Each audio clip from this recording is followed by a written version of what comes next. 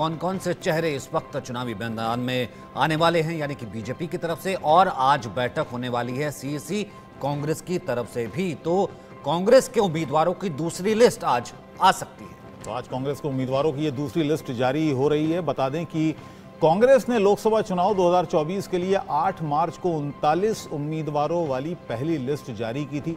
इसके बाद आज कांग्रेस बैठक करने जा रही है, जिसमें दूसरी लिस्ट के लिए नाम फाइनल किए जाएंगे। दरअसल कांग्रेस पार्टी की सेंट्रल इलेक्शन कमेटी की दूसरी मीटिंग दिल्ली में ऑल इंडिया कांग्रेस कमेटी के मुख्यालय पर आज होगी। ये मीटिंग शाम को 6 बजे है। कांग्रेस अध्यक्ष मल्लिकार्जुन खड़गे के नेतृत्व में मीटिंग है, जिसके बाद कांग्रेस संसदीय दल की चेयरपर्सन सोनिया गांधी और सांसद राहुल गांधी भी इस बैठक में शामिल होंगे। और इस मीटिंग में दिल्ली और एमपी पर चर्चा की बात कही जा रही है। सवाल है कि यूपी पर चर्चा कब होगी। अमेठी रायबरेली से कौन उम्मीदवार होगा? क्या कमलनाथ और अशोक गहलोत अपने बेटों को टिकट देंगे? क्या कांग्रेस की दूसरी लिस्ट में तमाम कैंडिडेट फिक्स हैं? इसी पर बातचीत करेंगे। आलोक जी, लाख टके का सवाल यही है कि अशोक गहलोत का नाम सामने आया। ठीक है, पहले ये कुछ बाइट सुन लेते हैं, फिर मैं आपके पास आऊंगा। सर, कोई प्लान नहीं है। मैं छिंदवाड़ा किसी हालत में नहीं छोड़ूंगा। कांग्रेस नेता भाजपा में शामिल हो रहे हैं कौन? अब सुरेश पटौड़ी जी शामिल हुए तो हुए, उनकी मर्जी। लेकिन सर ये जा रहे हैं, उसके बाद कौन से बड़े नेता? अरुणोदय चौबे, आज मुझे अभी खबर आई, उन्होंने तो पहले ही कांग्रेस से इस्तीफा दे दिया था। दीपक जोशी भी जा रहे हैं दोबारा। वो तो वहीं के थे।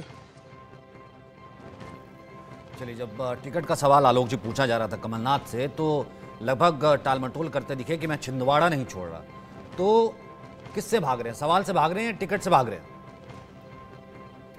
देखिए, कहीं नहीं भाग रहे। पहले उनकी चर्चा चलती रही कि वो बीजेपी में आ रहे हैं, जो हम सुबह भी बात कर रहे थे। और मेरा मानना है, जो जानकारी है कम से कम, नकुल नाथ जो चूंकि बीच में उनका भी पिछली बार चुनाव उनको खड़ा किया ही था, तो उनको फिर से चुनाव में खड़ा करने के लिए उनका दबाव था। तो नकुल नाथ और अशोक गहलोत के बेटे वैभव गहलोत भी पिछली बार चुनाव लड़े थे।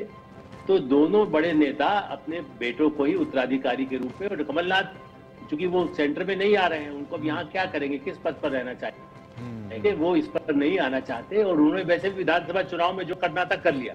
राहुल गांधी उनसे भी नाराज थे। तो दो नेताओं का तो स्पष्ट है। अब दिग्विजय सिंह का बाकी है मध्य प्रदेश के हिसाब से, क्या वो खुद चुनाव लड़ेंगे? वैसे तो उनके बेटे चुनाव लड़ते रहे हैं, पिछली बार भी लड़े विधानसभा का। अब वो दोनों का क्या, उनको ऐसी चुनौती दी गई है तो वो स्वीकार करेंगे इस उम्र में? इतने अनुभव के बाद ये $1 मिलियन मध्य प्रदेश के लिए हो सकता है। लेकिन हाँ, ये सही है कि अशोक गहलोत, जो दबाव था, केवल बघेल खड़े हुए, उनका उम्मीदवार जो छत्तीसगढ़ में ऐसा शीर्ष नेता उनके पास नहीं था, इसलिए बघेल को खड़ा कर दिया। लेकिन देखिए, सिंहदेव का नाम तो उस तरह से नहीं आया, उन्होंने अपने को मना कर दिया था छत्तीसगढ़ में भी। इसलिए मुझे ऐसा लगता है कि जो अब राहुल गांधी के एक कैंप का दबाव था कि सब बड़े नेताओं को खड़ा करेंगे, क्या सोचते हैं कि हम जीत सकते हैं, नहीं जीत सकते, लेकिन उन लोगों ने पूरी तरह से एक तरह से वो कर दिया। चूंकि वो फंडिंग करते थे, उनको दबाव बना करके आप कहें कि चुनाव में खड़े हो जाए, वो अपनी इच्छा से जब तक खड़े हो सकते थे। पूरे 50 साल राजनीति सबने। अगर इसको ऐसे ही देखा जाए, मतलब बड़े फेसेस क्यों चुनाव नहीं लड़ना चाहते? देखिए, इतने समय काम करने के बाद, जैसे अपने सबसे अनुभवी आप कहें कि मैं सुबह से बैठ के एंकरिंग करूं, तो मैं कहूंगा यार मैं आपको करना चाहिए, थोड़ा सा तो अंतर होगा ना। तो वो लोग अब ये नहीं चाहते कि, वैसे तो रिपब्लिकन मैंने वहां अमेरिका में तो 77 और 81 साल वाले चुनाव लड़ रहे हैं, तो भारत में भी हेमा मालिनी लड़ने को तैयार है। तो खुद पर भी निर्भर है ना। वैसे कई लोग आप देखिए कि बड़े से बड़े पद पर हो, कहते हैं हम खुद लड़ लेंगे, हम खुद मुकाबला करेंगे। अब देखिए, हुड्डा जी के लिए भी कहा जाएगा तो खड़े होंगे।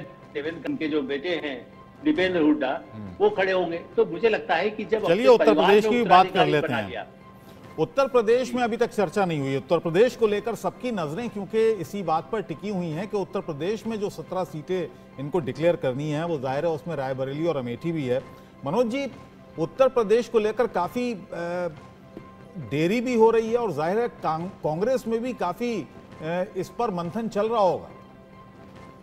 देखिए अब्दुल जी, सबसे इम्पोर्टेंट है कि उत्तर प्रदेश भारतीय राजनीति का एक तरीके से समझिए कि वो पारस का पत्थर है हर पार्टी के लिए। वो चाहे भारतीय जनता पार्टी हो, कांग्रेस हो और या समाजवादी पार्टी हो या बीएसपी हो। लेकिन अभी जिस प्रकार से पिछले कुछ दिनों में और योगी जी की सरकार ने जिस प्रकार से लॉ एंड ऑर्डर और वहाँ जो एक डेवलपमेंट मुद्दा लेके चल रहा है लोग, उसमें कहीं ना कहीं जो भी विपक्ष की पार्टियां हैं वो अपने आप को आज के डेट में चुनाव लड़ने से, चुनाव तो लड़ना है, सबको पार्टिसिपेट करना है, लेकिन सबके इक्वेशंस है कि हम कहाँ से अच्छा प्रदर्शन कर सकते हैं। और जो समाजवादी पार्टी ने कांग्रेस को जो 17 सीट दिया है, आप अगर एक एक सीट का आकलन करें और उसका स्टडी करें तो आपको पता लगे कि वहाँ पे जो वोट बैंक है, वहाँ की जो स्थिति है, वो कहीं से भी उसको सपोर्टिंग सिस्टम में नहीं आ रहा है। और अब रही बात, चूंकि अभी रायबरेली और अमेठी से अभी भी वहाँ पे एक डाउट है, चूंकि राहुल गांधी का वायनाड से ऑलरेडी टिकट डिक्लेयर हो चुका है। तो मुझे लगता है कि ये बड़ी ही असमंजस की स्थिति है कांग्रेस की इस समय, कि उत्तर प्रदेश में जो 17 सीट उनको मिला वो किस तरीके से घोषणा करते हैं। और आज भारतीय जनता पार्टी का भी केंद्रीय चुनाव समिति का बैठक होना है, और मुझे लगता है कि अभी जो मीडिया में जो रिपोर्ट आ रहे हैं कि 150 से सीट लगभग ये लोग घोषणा करेंगे, ऑब्वियसली, क्योंकि पहले तो कुल मिलाकर के बीजेपी की संख्या हो जाएगी, मनोज जी, ये संख्या हो जाएगी लगभग 350। अभी ये 39 पर अटके हैं, जिसमें यूपी शामिल ही नहीं है। आपको नहीं लगता कि ये तैयारी जो है बहुत ज्यादा अभी कमजोर चल रही है, या फिर फेसेस है नहीं? दिक्कत कहाँ चल रही है कांग्रेस की लिस्ट के साथ? देखिए, एक चीज़ तो मैं, सचिन जी, हम सब लोग पिछले कुछ दिनों से जो डिबेट कर रहे हैं और जो दिख रहा है, क्योंकि सोसाइटी में जो दिखता है वही बिकता है, और ये लोकतंत्र है, और इस लोकतंत्र में सबका पार्टिसिपेशन है। आप देखिए हर राज्य में जिस प्रकार से कांग्रेस पार्टी में भगदड़ मचा हुआ है, चाहे मध्य प्रदेश हो, राजस्थान हो, इवन आप महाराष्ट्र की स्थिति देख सकते हैं, उत्तर प्रदेश की स्थिति देख सकते हैं। तो कहीं ना कहीं जो भी सीनियर लीडर हैं वो अब इस चुनाव फेज में नहीं आना चाह रहे हैं, क्योंकि आज उनके सामने जो वैकल्पिक व्यवस्था जो दिख रही है, उसमें उन्हें लगता है कि अगर हम चुनाव में जाते हैं तो आप देख सकते हैं कि अभी जो कांग्रेस पार्टी का टिकट डिक्लेयर नहीं होने के पीछे ये भी एक प्रमुख कारण है, क्योंकि कोई भी व्यक्ति जाके चुनाव हारना नहीं चाहता है। हर व्यक्ति चाहता है कि हम जाएं तो जीतें। लेकिन एक तरफ अब राहुल गांधी जी की जो यात्रा चल रही है, उस यात्रा के आधार पे भी आप देख सकते हैं कि वो जहां जा रहे हैं वहीं पे पार्टी लोग छोड़ के जा रहे हैं। ठीक है, तो संक्षेप में आलोक जी, संक्षेप में एक जवाब आपसे चाहूंगा, और वो सबकी नजरें रायबरेली की सीट पर टिकी हुई हैं कि क्या प्रियंका गांधी वहां से चुनाव लड़ेंगी या नहीं? जी बिल्कुल, ये सबसे बड़ा सवाल है, करोड़पति बनने वाला जिसको कहते हैं। और इसलिए हम कहेंगे ये परिवार डिसाइड करेगा कि प्रियंका गांधी चुनाव लड़े या वरुण गांधी, जो गुपचुप कई चर्चाएं होती रही थी, प्रियंका भी उनसे बात करती रही थी, या प्रियंका की तरफ से जो उनके परिवार के कुछ सदस्य और भी हैं, जो रॉबर्ट वड्रा की तरफ से, वो लोग भी बात करते रहे हैं।